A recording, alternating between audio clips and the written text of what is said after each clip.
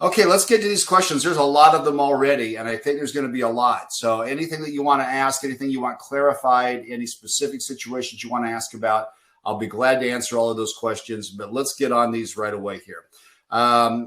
Someone just wrote and said the best content before the top of the hour and the bottom of the hour.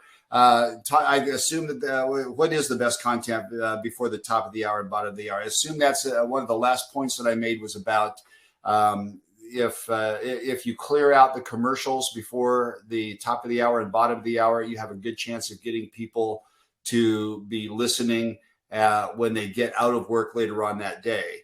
And that makes sense. That's when people are most likely to be in their cars. So if that's the case, what kind of content do you want there? Don't assume that that's music.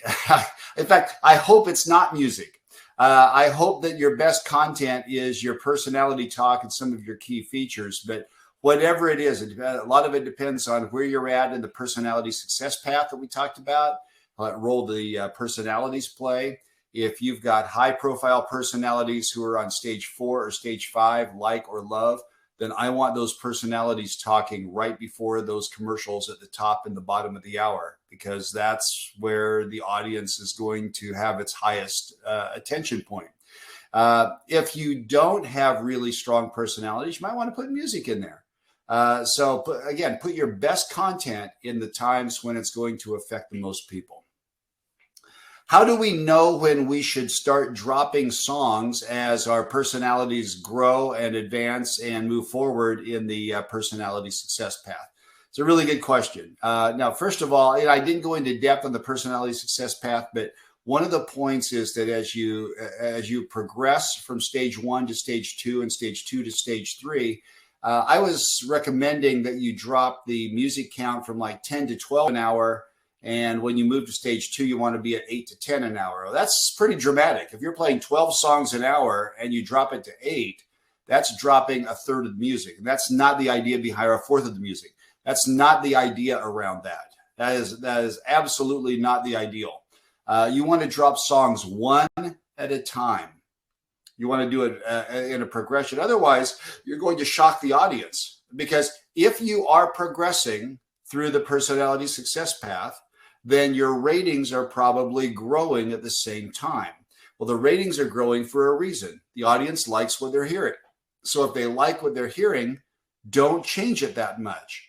The way to change it is to start by adding a little bit longer to each of the talk breaks. So if you've got those 4 long talk breaks per hour that are 3 minutes each, and your personalities are growing, maybe you expand that to 4 minutes in the talk break. You've just added 4 minutes of talk to the hour, so a song has to come out somewhere. Makes sense. So one song drops off. Now, as they continue to grow, maybe that talk over position that's 1 minute becomes a minute and a half. Now you've just added 2 more minutes of talk per hour, and you can probably drop another song. But you do it one thing at a time. You don't do it all at once. So if you're playing 10 songs an hour, go to 9. If you're playing 9, then you go to 8. Then you go to 7. Then you go to 6. You don't go from 10 down to 6. What if we are in stage 3 or stage 4 and we play 6 songs per hour? Where should we play them? Because it doesn't fit perfectly into the 4 quarter hours.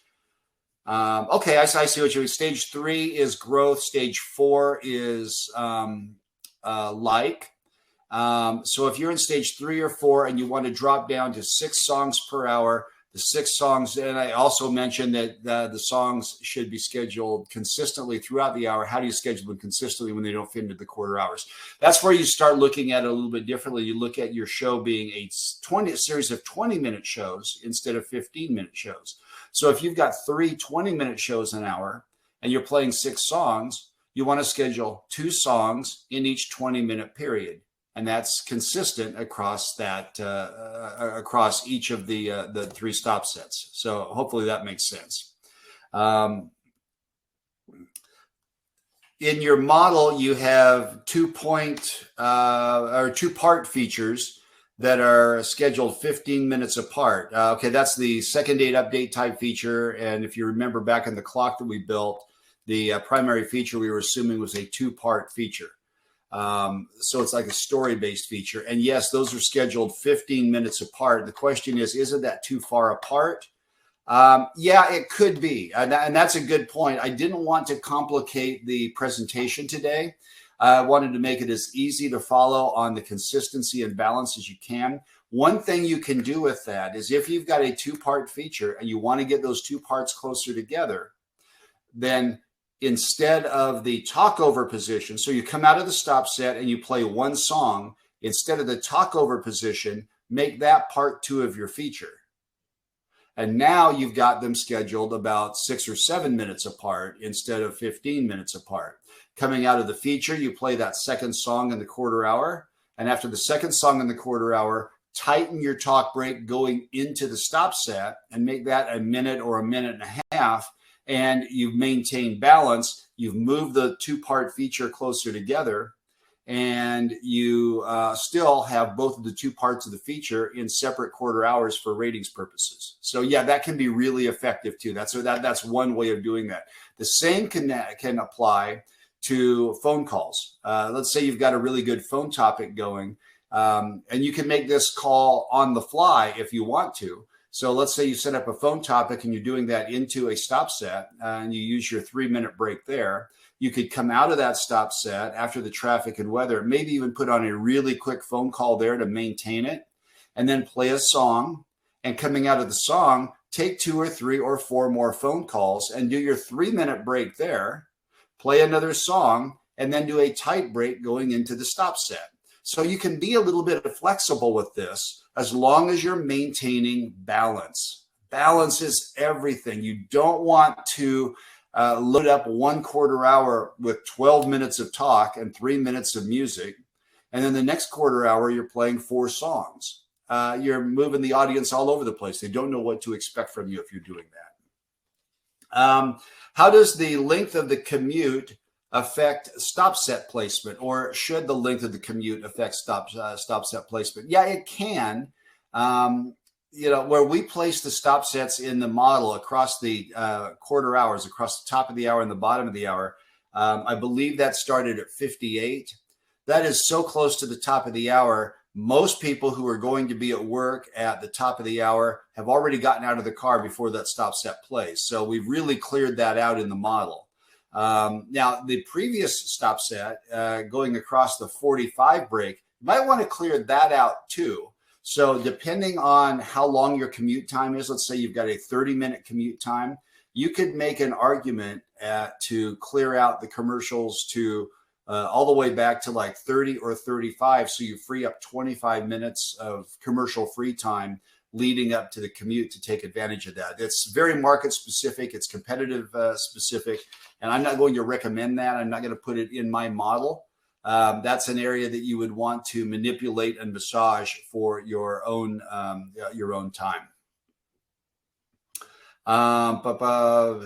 Talking about key times, should we move to 3 stop sets in some hours and keep it at 4 in others, or move to even 2 in some quarter hours? Yeah, that's possible. Just because you run 3 stop sets in 1 hour doesn't mean that you have to run 3 stop sets in every hour of the show. So again, massage and manipulate and adjust off of your master clock to fit the exact time.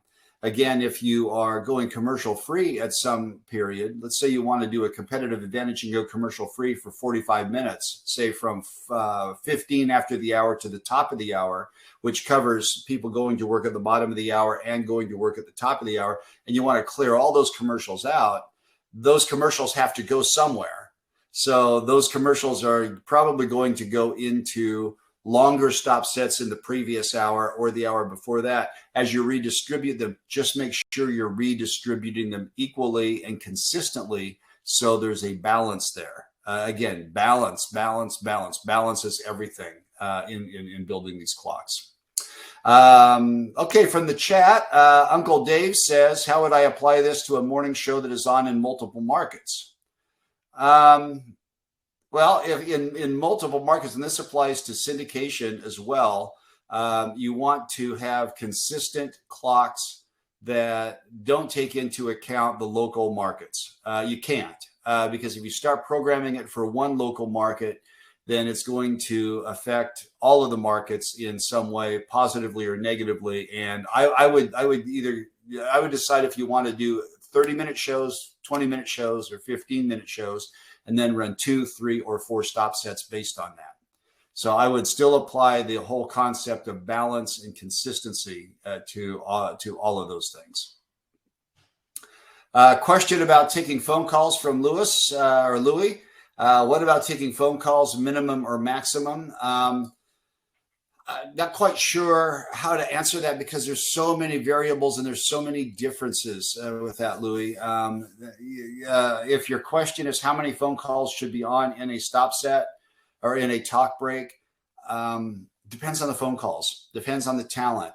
I don't like taking just one call in a break. I'll tell you that right now. I like at least 2, preferably 3, and some personalities can do more.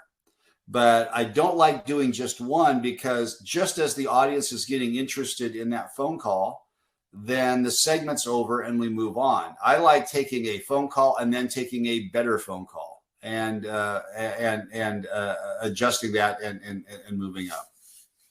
Okay, that's all the questions in the chat for right now. So let's go on to the more questions. A bunch of questions just popped up in the questions tab. I know you're doing a seminar on this next month, but what about solo afternoon shows competing against a team show that's using a morning show clock? Again, a lot of variables. I can't answer specific questions because I don't know your market. I don't know your station. I don't know your personality. I don't know your commercial load. I don't know what the competitive situation is. So I can't really give you advice, but I will tell you that you can apply the same principles and the same concepts and ideas that are in today's seminar to that competitive situation. It can apply to any competitive situation. You're just taking that master and taking those ideas. And again, I showed you that clock today. The clock that I built today isn't the magic clock that you should plug into your station. I'm showing you how to build a clock. So take that advice and go build your own clocks that are going to be designed specifically for you in your competitive situation. And I do this with a lot of my clients that we work with on a regular basis. If you'd like to do a session on that and do a private consultation, we can make arrangements to help you out with that. How would this change if I'm doing 2 newscasts per hour that are actually done by someone other than the host? Well, the talent that's doing the newscast doesn't really matter in this model. I'm sure the host is at least introducing that talent anyway, so the talent has a personality presence, even though you're throwing it to another talent. So whether that talent is coming from inside your station as a co-host, or if that's a service that's being provided from outside the station, it really doesn't make any difference. You should still have your host, your main personality, introducing that segment, so there's a presence there. It could be a tease, it can be a promo, it can be a quick phone call, it can be some short a short topic, and then introduce the talent that's doing the news.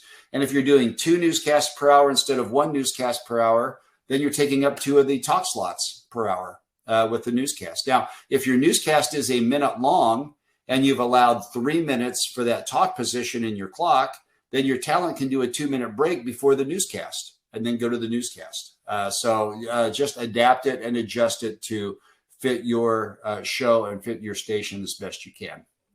Will you expand on your comment of playing only powers? If a station only plays powers and only has 4 or 5 powers with 8 songs per hour, a station would repeat a single song in 1 hour. Correct.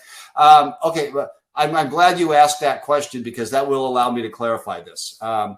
By powers, I mean songs that are in power categories, not power currents.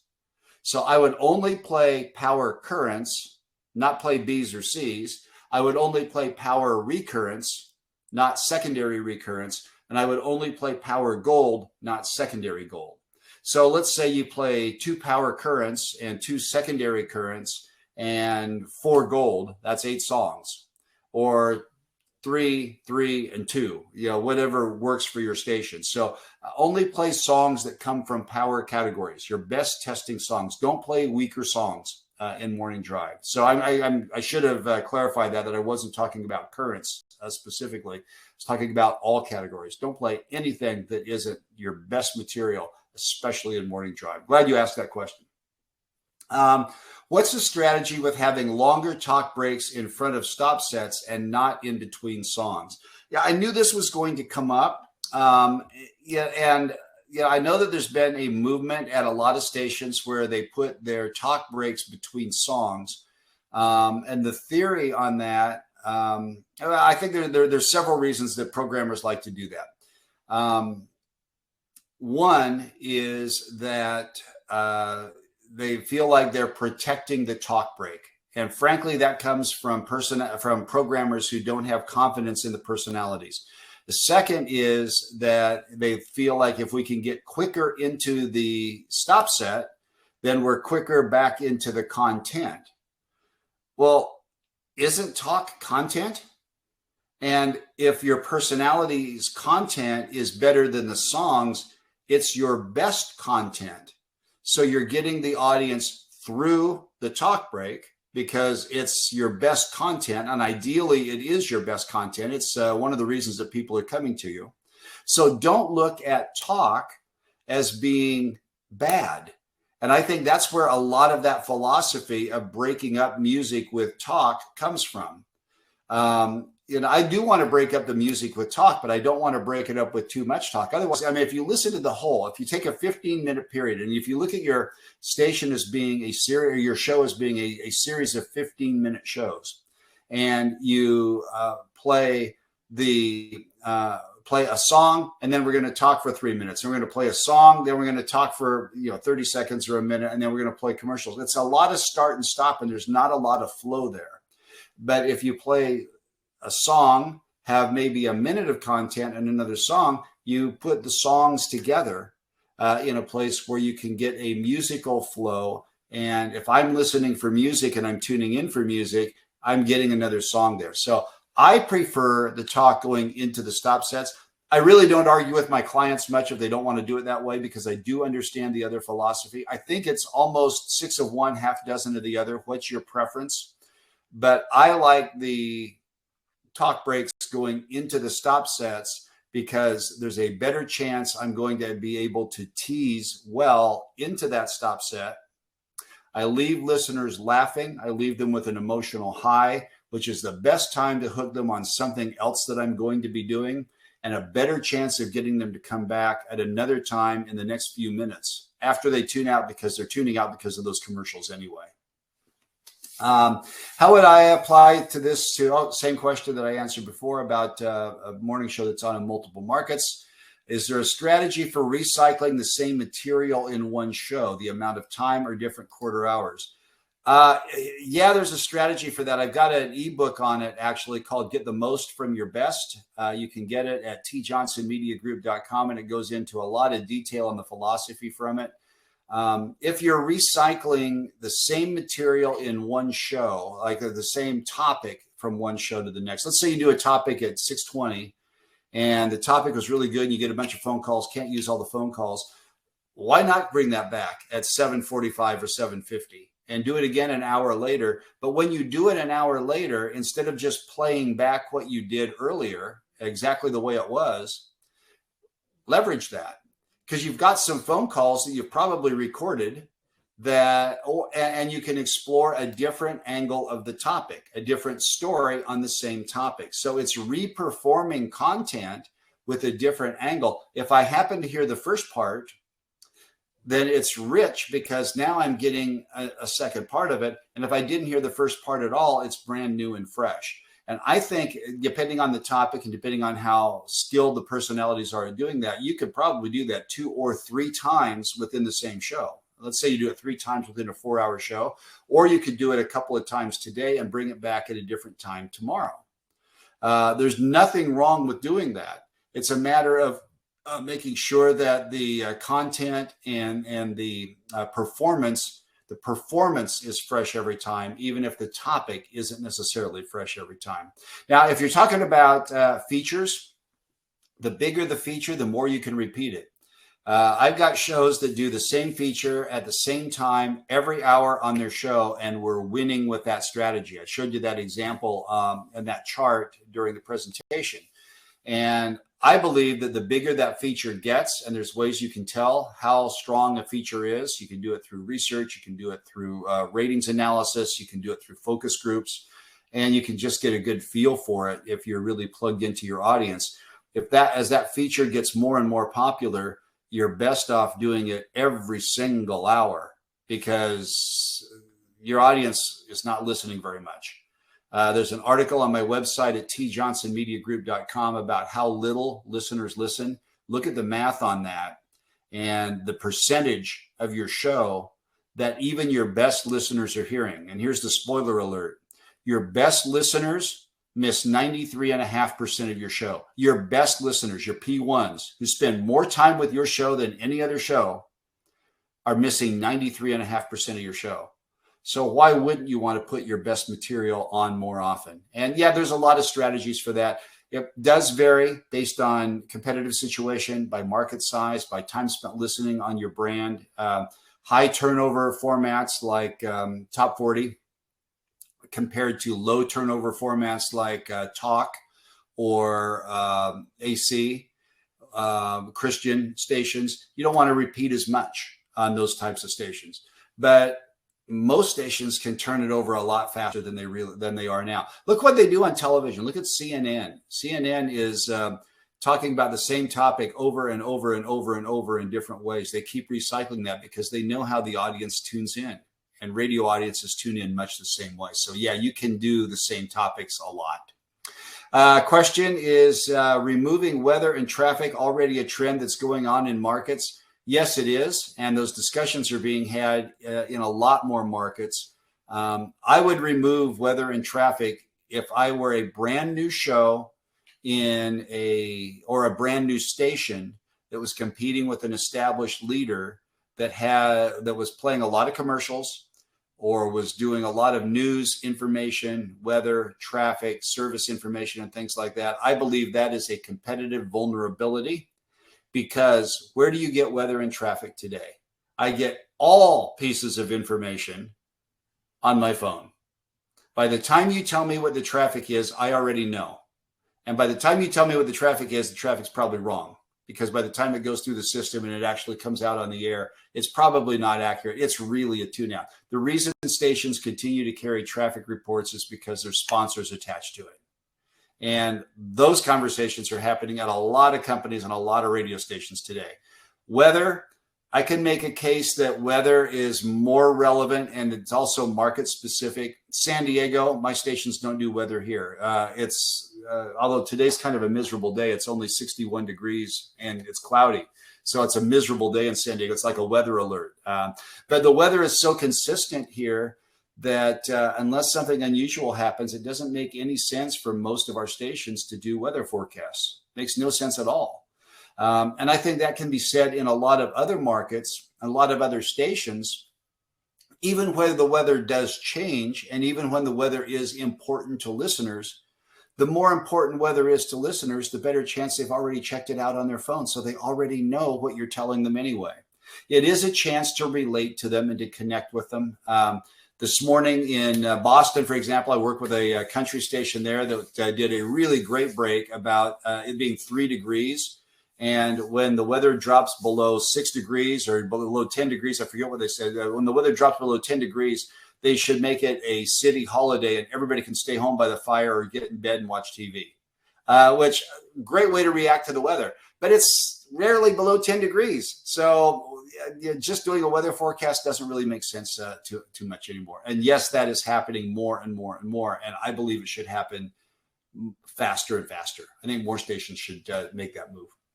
What's the number one thing you would adjust for non-commercial stations that don't have any commercial load?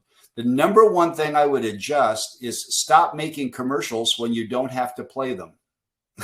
I don't understand why non-coms who don't have to play commercials feel like they still want to have stop sets with recorded elements that sound like commercials. Okay. Now I know some of those are promos, and I know some of those are underwriter sponsors that non-coms put in there. But really look at that. Really think about that. Why are if we don't have to break, if we don't have to create off ramps, why do we artificially create stop sets that act as off ramps anyway? So that's the number one thing I would do. I would carefully examine everything that goes into those stop sets and ask yourself if they really need to be there. Now, it might be some programming elements that you're running promos for. That's great. Why do they have to be 30 seconds long? Why do they have to be 60 seconds long? Why do they have to include highlights of it? Why does it have to sound like you're trying to get me to do something I don't want to do? Why does the promo for a podcast have to be 30 seconds that sounds like you're trying to get me to go to a website and listen to a podcast that I may or may not want to listen to? Why can't that be done in a conversational tone with the personalities relating to it, really owning it and connecting it, or make it in bite-sized chunks that fit in between songs? That's the number one thing that I would adjust from non-com stations that don't have commercial loads. Stop creating commercials when you don't have to have them. It's the number one thing now. I mean, I've asked any commercial station, what's the number one thing you would like to have that would make you more competitive? And they'd say, I want the commercial load of the non-coms, which is no commercials. But the non-coms put spots in. So I don't get it. If you have a news break, would you place your news in that information break from 55 to 58? Not necessarily. I would put it wherever it fits best into the clock. I just put it there as an example, just like I wouldn't necessarily put the features in the first quarter hour and second quarter hour. You can put them in any of those breaks that you want to. There's nothing magic about putting the information breaks between 55 and 58. Nothing magic about that at all. But you do want to schedule it into in one of those stop sets. And if you're doing it twice an hour or 3 times an hour, I've got a show that is actually doing entertainment reports 3 times an hour.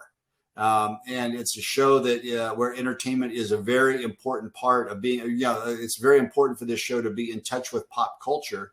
And so we do 3 short entertainment breaks coming out of each stop set in the hour, and we tease it going in with a great tease. So that works really well for us. So we're adjusting this. But again, you want to adjust it for what fits your show, fits your station, and fits your competitive situation. We use micro programs about 90 seconds long on Christian radio. Where do we place those? I don't know. First of all, I would evaluate those micro programs and make sure they're worthy.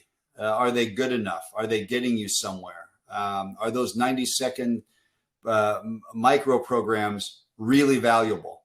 And if they are valuable, then promote them a lot and celebrate them and make a big deal out of them. And it doesn't really matter where you put them then, because now they are an extension of talk programming. Okay. It's an extension of your personalities. If they're not worth promoting, if you don't want to run a promo or a tease 10 to 15 minutes before that micro program runs, then I would make the case that you should take it off your radio station. Why would you have something on the air as a micro program that you don't want to tease or promote? And if you do want to tease or promote it, then it doesn't matter where you play it, make it a big deal, because now it's valuable programming for your audience.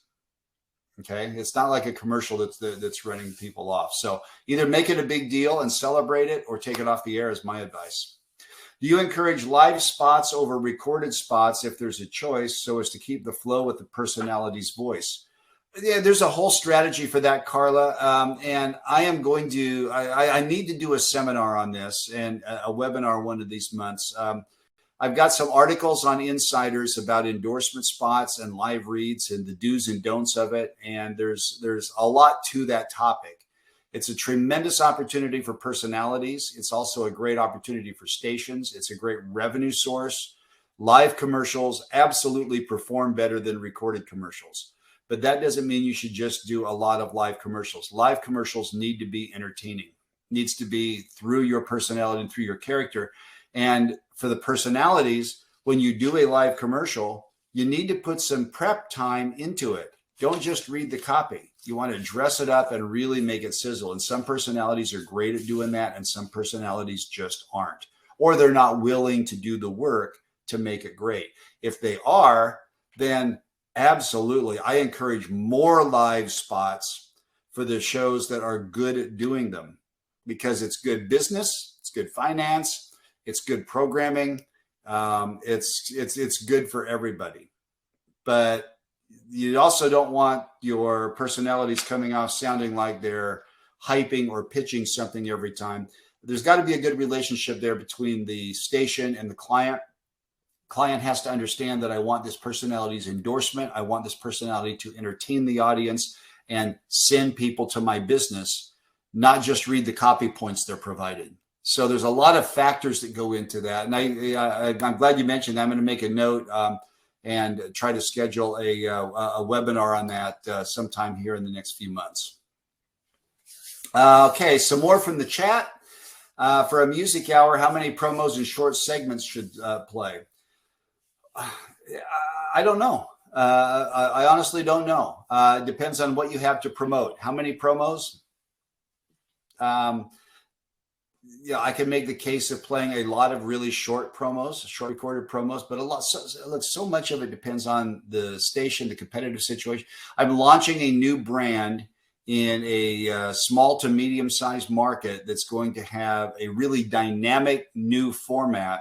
And we're approaching all the ways that we promote and position the station completely differently. And we're basically running no positioning promos for the station at all. We are going to be positioning the station in some very clever and creative ways that I've never heard done before. It's almost going to be programming content, not positioners, not promos or commercials for the station. And in that case, we're running 4 an hour, in addition to some recorded elements that are going to be really short going into the 3 stop sets an hour. So essentially, we're going to be running 7 quote unquote promos per hour, but they're not going to sound like traditional promos.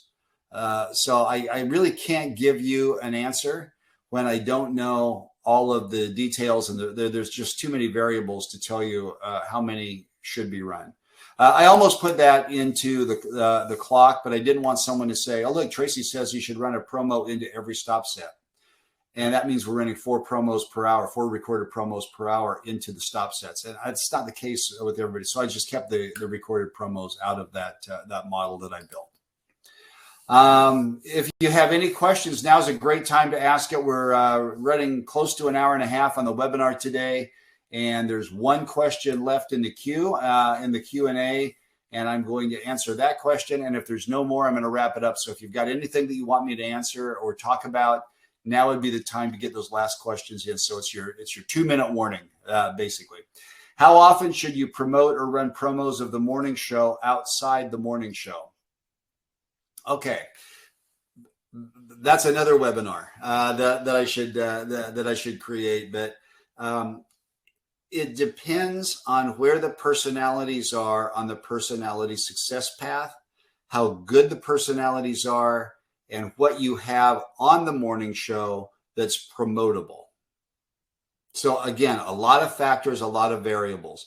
If the morning show is in the introductory stage 1, they're brand new, nobody knows who they are, I wouldn't run any promos for the morning show, because they're not an attraction to the rest of the audience. At that stage in their development, and probably even well into stage 2, familiarity, probably at least for most of, if not all of stage 2, I would keep promos for the show off the air because we don't have anything that's really promotable. Now, having said that, I would make the personalities that are on the show spokespeople for the station. So when you're doing a contest or adding new music, I would get their voices on as much as you possibly can, but have them always talking about something that the audience already likes. So it might be, hey, I'm Tracy from the morning show. Hey, have we told you about this new contest that we're doing where we're going to pay your bills for a year? So you're using the personalities as a spokesperson to connect with the audience and a chance to say your name more often. That'll get you through introduction and familiarity more quickly. But I wouldn't be saying, hey, listen to me tomorrow morning at 7:15, because now you're just trying to get me to do something that I haven't already decided is a good idea. And that really doesn't work. You can't convince people of something they haven't already decided that they like. Now, as you get into stage 3 in the personality success path, stage 3 is growth. And by growth, you probably already have a key feature that's on the air that's an attraction for the audience. Whether it's a prank call, a second date update, a War of the Roses, something that you do that you're becoming known for. At the point where you have a hit, an attraction that people come to and they look forward to, and you're starting to see that come back in research, you're seeing it in focus groups, people are talking about that feature, that thing you do. That's where you want to start running a lot of promos for that feature. Tomorrow on Second Date Update, here's the scenario. Listen to it tomorrow morning, 7:45. So you're promoting that feature into stage 3, growth. And and as you go through growth, that feature becomes more popular. You start playing the feature in more hours, and you start promoting it more heavily. When you get out of growth and into you still want to promote the feature, but now you're promoting the show and the personalities more than what you do, because the personalities are now becoming a primary reason to listen to the station at that time. So it depends on how the station is being used, depends on how the show is being used, it depends on what the goal is for the station, it depends on what the goal is for the personalities on the show. For a lot of radio stations, they just want the personalities to be like the head DJs, and there's nothing wrong with that. But if you're just the spokespeople for the station, keep them spokespeople for the station and don't run specific promos for their content. But if you're developing personalities, have a strategy and apply that strategy at the right time. I hope that makes sense. Next question. Are these principles only for the morning show or for the afternoon too? It varies. I really think that in the not too distant future, we're going to see a lot of afternoon shows that sound much more like morning shows. We're already seeing that at a lot of stations. And I think smart stations are moving more toward personalities around the clock. And in that case, in that regard, the mechanics and the principles that I showed you in the seminar today apply to building clocks, no matter what the time of day it is. You still want consistency. You want dependability. You want to build it into the listener lifestyles. You want balance. You want all of those things in the clocks that you build, regardless of what time of the day or night it happens to be.